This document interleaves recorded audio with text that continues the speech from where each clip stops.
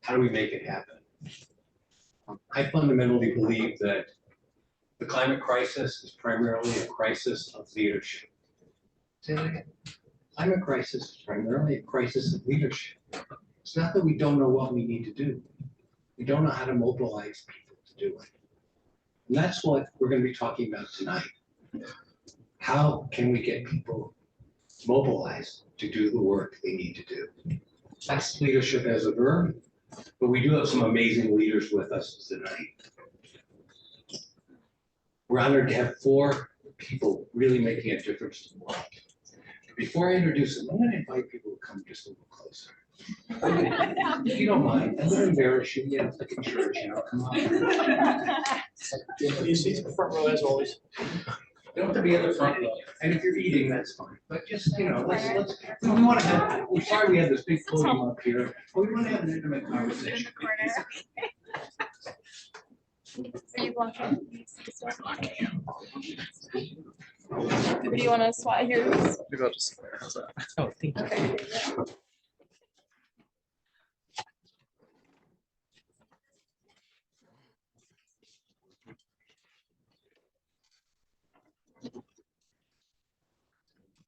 So if we define leadership as mobilizing people to do the work we need to do, and if we define the crisis as primarily a crisis of leadership, then we need real leaders making a difference. And we have 4 of them tonight. I'll start person closest to me. Jerry Tiniano is the proprietor of West Herb, which provides consulting services to local governments, businesses, and interest groups that want to influence policy. West Herb helps their clients develop sustainability and climate action programs that result in dramatic results at scale. Jerry previously served as Denver's first Chief Sustainability Officer, and he earlier directed the Ohio office of the National Audubon Society. So he's not experienced across all 3 sectors as well. Trained as a lawyer, he practiced commercial trial law for over 20 years. Thanks for being here, Jerry.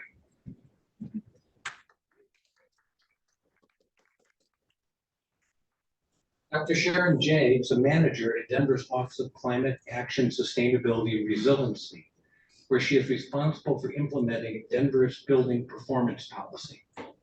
Sharon has more than 20 years of experience in project facilities management and sustainability for education facilities.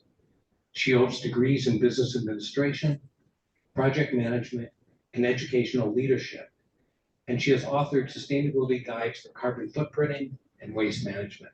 Thanks for being here, Sharon.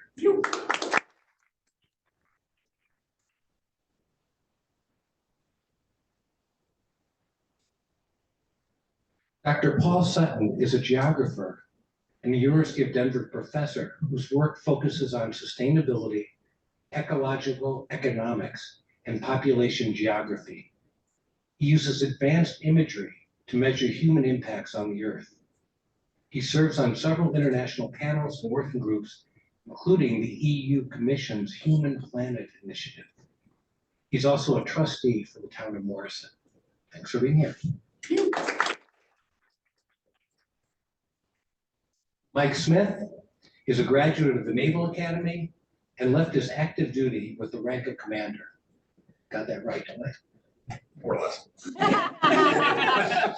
Mike is a founder of Acclimate, purpose to make net zero available to all. Acclimate began as a project Renew West, which was also founded by Mike. Renew West develops natural climate solutions for the American West and beyond, including the largest scale single carbon focused reforestation project in the US history. Thanks, Mike, for being here. So we're going to do a couple rounds of moderated conversations and then open it up as quickly as possible. So if you have some questions, note them down. If you really feel like there's something you've got to add in a conversation, just make yourself known and we'll try to get you in earlier. But we're going to try to go through a couple rounds really quickly. In the first round of questions, I'm going to ask each panelist to spend only 2 or 3 minutes on it and answer 3 questions. What's your current work? What are the intended outcomes of your work? And what are the challenges to being successful? Eric, why don't you kick it off? Mark, before I answer this, because this is Council on Foreign Relations, I have to ask all of you out here, be honest. How many of you were model United Nations nerds like me? I had a feeling. Okay, the three questions. So my current work, I have my own business, Western Sustainability Advisors, westberg.com. And I help local governments do climate action planning, sustainability planning, programs, policy work, and so forth. Mostly in Colorado, but sometimes outside of Colorado. I have a very interesting project up in Big Sky, Montana. Right now, I'm on a bid to do some work over in Park City, Utah, and so forth. The intended outcome is basically to help these communities achieve the successes that we achieved in Denver when I was the Chief Sustainability Officer. We set some very ambitious greenhouse gas reduction goals for our city. 2013, we set the goals. Target year was 2020. We met our 2020 greenhouse gas reduction goal 2 years early. And it was a total greenhouse gas emissions reduction goal, not per capita. I think we're the only city in the United States that set a very ambitious goal and met it 2 years early. We were also certified at the platinum level in the U.S. Green Building Council's League for Cities and Communities program, one of only 6 cities to get that. We were on the CDP international group that watches climate action work around the world. We were on their A list among top cities and so forth. So what we're trying to do is take the lessons learned as Chief Sustainability Officer in Denver and achieve similar successes for these other cities and counties and local governments around the country. And the challenges and barriers that I would say the biggest one is really that communities that I work with are often reluctant to do everything necessary to make a sustainability plan a true plan, or a climate action plan a true plan.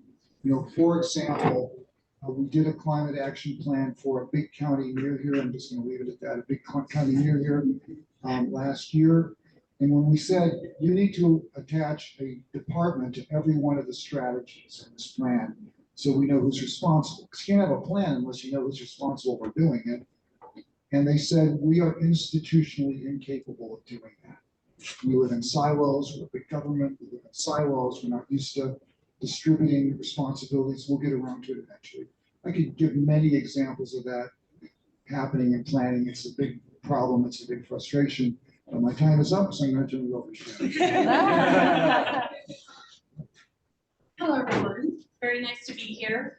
The building performance policy that I manage, the team that implements the policy for the city of Denver, the policy requires that buildings over 5,000 square feet have to reach some level of energy efficiency by 2030. Our larger buildings over 25,000 square feet have to hit an energy use intensity by 2030, and our smaller buildings have to do a prescriptive upgrade. They either have to do LED lighting or cover a certain percentage of their energy use in solar. And so that's 9,000 buildings in the city of Denver that have to do something in the next 6 years, basically. And so it's pretty intense. Denver was the 5th city in the country to implement this type of policy. Washington, D.C. was first, New York was second. And everybody's still in the rule of implementation, or I haven't even had my rules yet. That our rules have been done for a little bit over a year. And so there's a lot of challenges around that. This is a paradigm shift for facilities to understand that they are actually being regulated on their energy efficiency where they haven't in the past. For facility managers, which is my background, facility managers have been dying to do this energy efficiency work for a long time, and if they were successful, or are our high performing buildings now, but for our building owners that weren't necessarily willing to invest the money, this is a huge paradigm shift. Like, let's take 1% of your profits that you had last year, invest it into your building, and you will probably meet these regulations. And some building owners and stockholders and things like that are sometimes just not willing to have the conversations.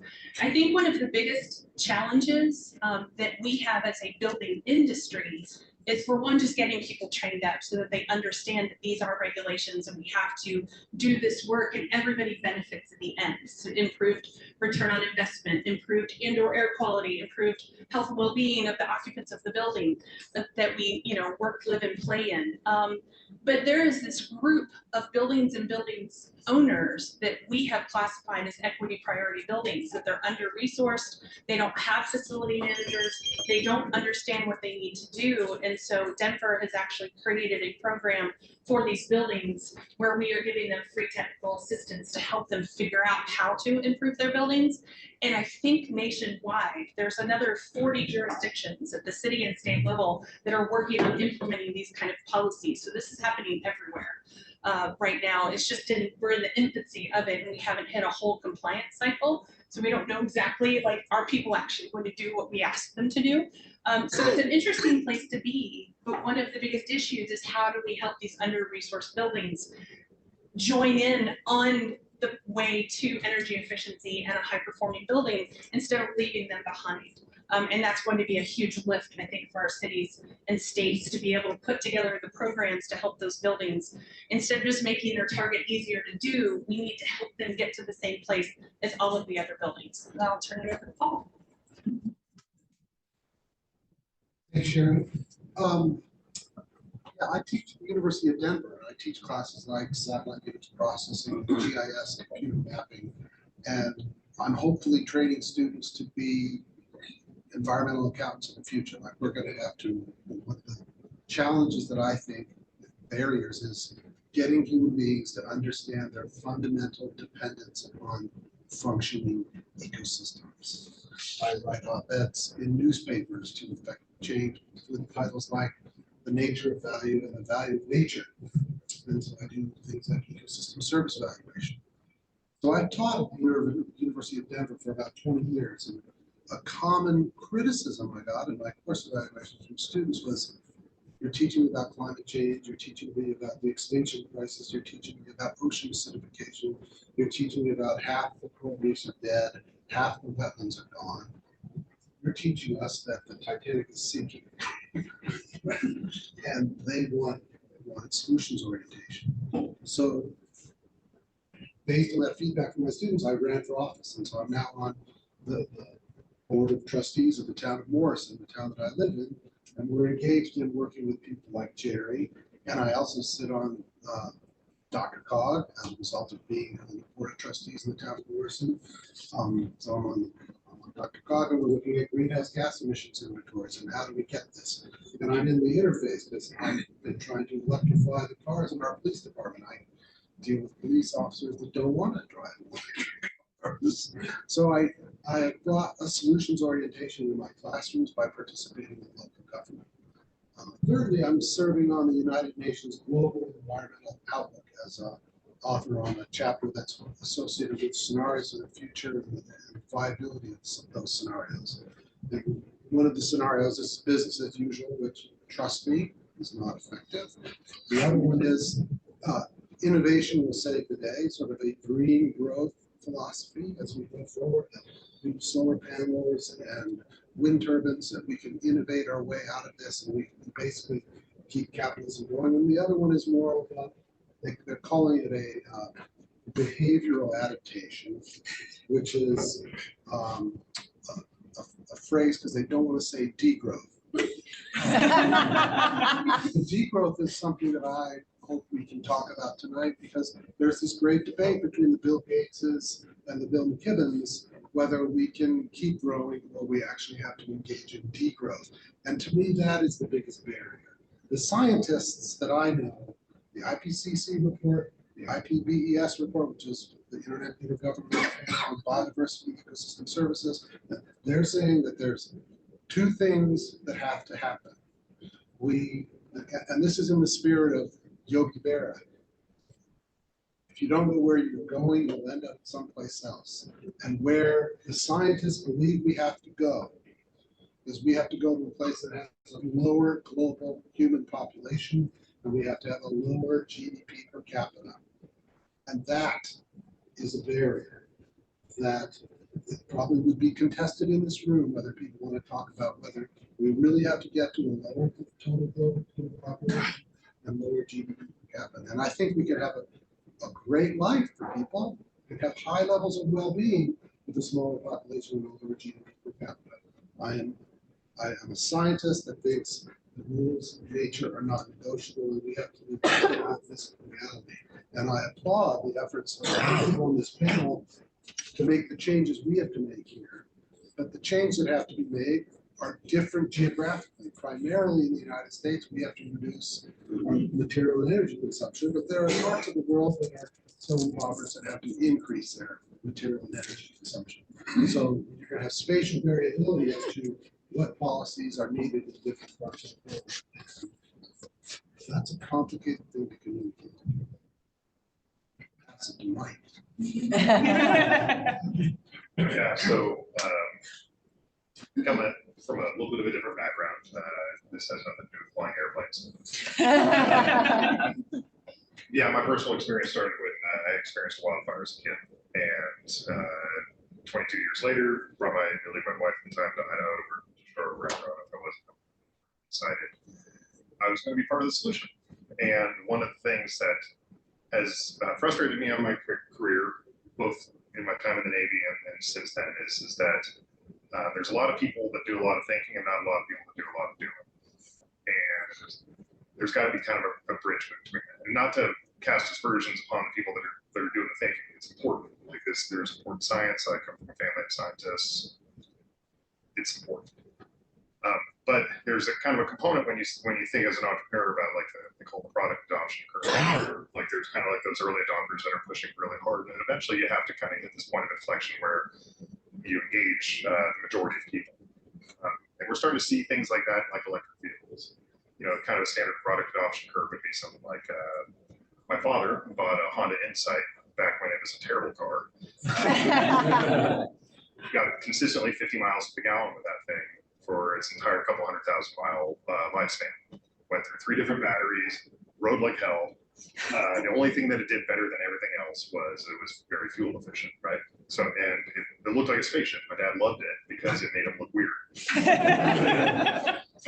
You're not going to get a whole lot of adoption if you make everybody look weird, right? And then, you know, the next layer out is usually the people that like to think of themselves as innovators, but are really just kind of following the true innovators, right? These are your early adopters. These are the people that bought like the Tesla Model S. They really wanted it for performance. They wanted to look cool. They wanted everybody to think they were that. And then ultimately you get to the people that are more like buying like Ford F-150 Lightning stuff, right? Like they're seeing this as how it fits into their life. And that's where we got to get to. That's how we've got to engage the majority of people. And so my thesis was, I was working at, in my previous company, Purdue West, where I did all the tree planting. I was starting to get a little depressed because I was like, to be blunt, plant all the trees you want, they're all going to burn if we don't stop the planet. And I was working as an advisor to the U.S. Natural Climate Solutions, carbon markets. These are all the 26 states that stayed in the Paris Accords after the Trump administration pulled south. And smart people, motivated, cared about climate, paid to care about climate. And they were having a hard time engaging with the topic. I was like, man, we are so hosed if we can't figure out a way to make this more approachable to everybody. And so that's the thesis behind Acclimate is that like, how can we, climate action, in my opinion, is a collective action problem. And there's a lot of framing that it's either A or B, but it's really kind of both. And like actually our superpower here is the relationships that we have in voting systems and the world economy, and how can I empower people to make those decisions in the right ways. So that's Acclimate. We provide software for small to medium-sized businesses. I think it's really like the most critical node in the U.S. economy to engage in decarbonization. To put it another way, there's very little research about this, but economic activity typically correlates very strongly with emissions output. If the U.S. small business sector were its own country, it'd be the 4th largest emitter on the planet. Don't have any proof of that because nobody's done any research because nobody really cares about it, because a lot of the people that are the early adopters tend to think from like a top-down standpoint. But I think we're at this inflection point where it's this bottom-up and we need to start engaging. So that's me with that. Okay, thank you all. You know, what I'm hearing is 4 people who all kind of share a systems perspective about certainly understanding how all the natural systems interrelate, how change the environment from human activity has affected that. But also have a pretty keen understanding of the human ecology of it all, the relationships, the systems of people. They've all found a piece that they can hang on to and try to figure out how they can make a change from that perspective. I'm going to challenge them in the next set of questions to think about how their own work affects the wider world. Because we know climate is a result of decisions and actions and interactions of many organizations and individuals and entities from all the sectors. So it's a systems problem. There isn't one solution. It's complex. And our individual actions as consumers will not alone fix the problem. We need bigger fixes than that. And we also know that the climate crisis is embedded with other issues. It's not just climate. We can't affect climate policy without effective governance. Whether that's at an international level, a national level, or as Jerry described in his example, local government saying we don't have the ability to execute across departments. So governance is just totally intertwined. And climate change and climate policy will both directly affect inequality and injustice issues around the world. There'll be winners and losers for sure, but how we act, how we fail to act will determine who are some of those winners and losers. And technology, including AI, may be part of the solution and maybe part of the problem. So let's turn a little bit and just see how our four leaders see how their work interacts with this broader complex world. So I'm going to do a second round of questions and ask everyone to keep this one to 2 minutes to give us time again for us all to be able to talk together. So it's just simply, how does your work affect the wider system, or how do you hope it will? And what have you learned from similar efforts around the world to what you're trying to do? And what learnings do you think your work demonstrates that can be shared with others? I'll go the other way, start with. Yeah. Hope you like hearing my voice.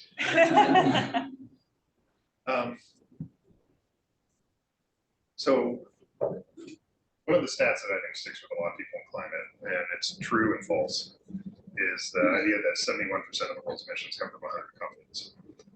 And that's a true statement. It is, depending on how you account for it. And so I'm going to give you all a very quick and slightly dirty carbon accounting lesson, which is the idea is that when you look at carbon accounting, there's something on a scope 1, scope 2, and scope 3. Scope 1 emissions are things that you're responsible for. You burned it, your refrigerator leaked it, emitted it. Machinery that you directly are responsible for, that did it. Scope 2 is generally electricity. There's some other stuff there, but essentially, like, these lights are all being run by Excel. The power plant at Cherokee Station is burning coal right now. And so we are all benefiting as a result of that. Scope 3 is everything else. There's 15 categories of it. It goes from investments, it goes, a lot of different stuff. And historically, Scope 3 was how the large oil companies got away with saying, well, it's not really our responsibility. Because they would say, well, the embodied carbon associated with the product we sell, somebody else is buying it. That's their Scope 1. It's our Scope 3, but we don't, if they're responsible for it, they need to deal with it, right? So that's scope emissions, and it's a fine accounting structure. It's got its flaws, but it's an okay accounting structure if you're trying to understand this from like a large corporate sustainability kind of mindset. But the reality of it is what scope emissions really describes are relationships. And so the false part of this, the 71% come from 100 companies, is also that Shell's kind of right. We all participate in the fossil fuel economy, right? And so so historically what that means is just like we were doing here, is pointing both fingers. Well, it's them, it's them. The reality is it's both. It's a relationship, right? And so to shout at everybody and say like, hey, no, the real problem is we need to go fight these fossil fuel companies. Yeah, okay, sure. But also we need to take responsibility for our own actions. Because the way in a collective action problem for this to work is for us all to collectively act. And the way for us to collectively act is to recognize that your individual decisions don't move the front that far, but collectively, many footsteps make an army. Okay, and so to recognize that your real power is relationships. It's how you participate in voting systems. It's how you participate in economic systems. And thinking about where your footprint is and making emissions-related decisions according to that, I think is the real power. And so that's the one thing that I try to get out to everybody is don't let it be a us versus them sort of thing, because ultimately that means inaction. What it really has to be is about taking responsibility for your own behavior while also insisting on others to take responsibility for theirs.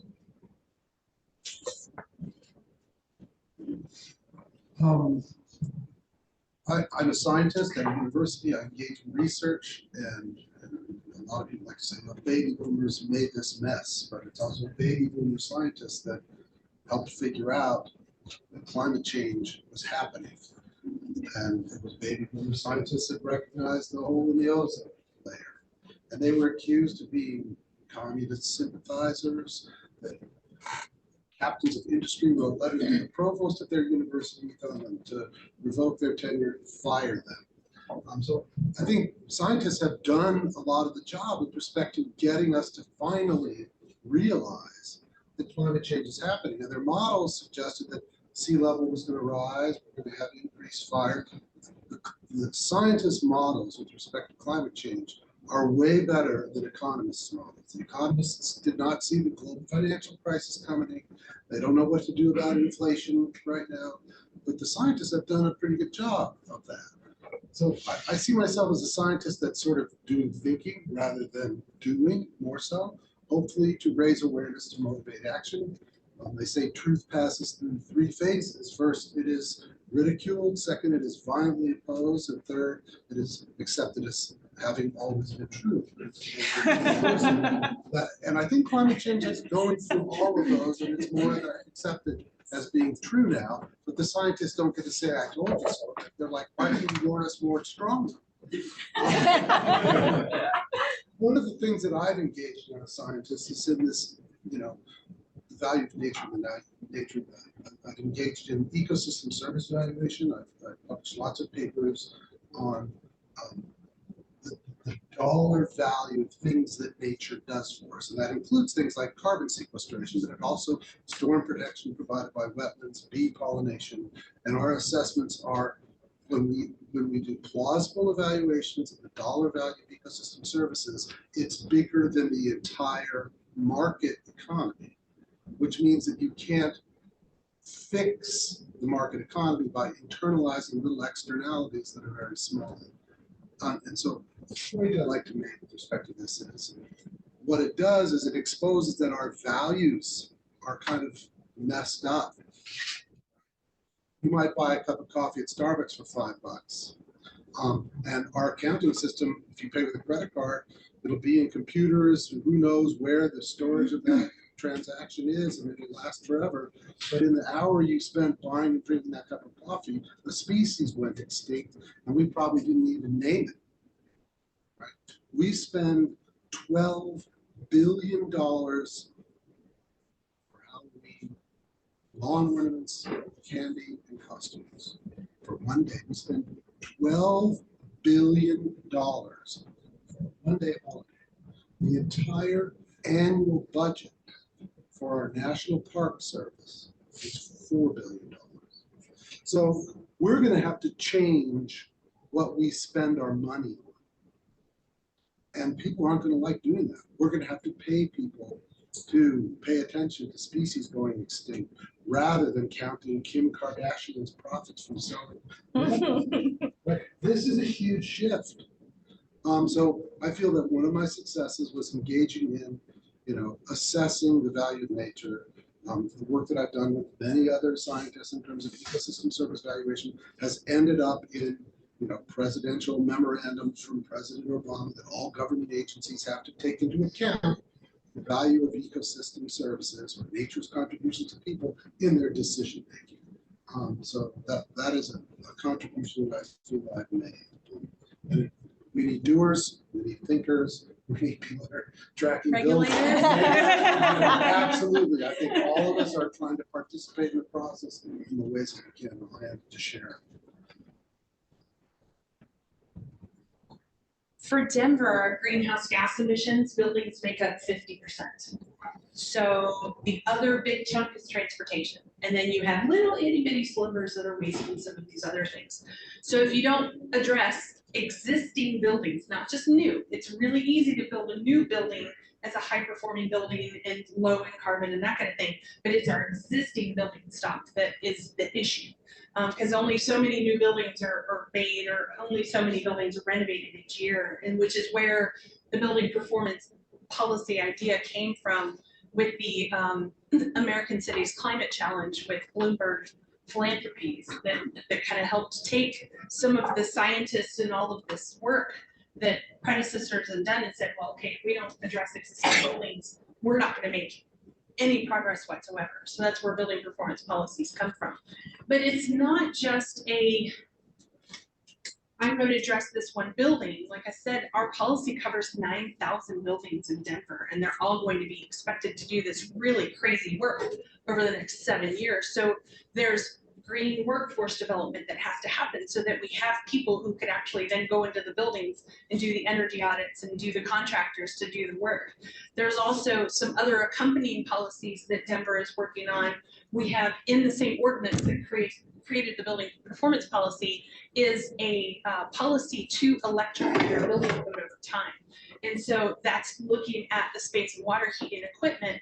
And in our 2025 code and 2027 building code, we are going to be putting in requirements in there that if you replace your existing system or you build a building new, that you are going to have to electrify your equipment so that as we green the grid, everything's on solar or renewable sources instead of natural gas or fossil fuels. And so I might give you an example of one of these things that's happening. We've tried really, really hard to build our policy through stakeholder engagement and engaging with our constituents. And we had a task force that put together the actual ordinance that went in front of city council to then put it into law.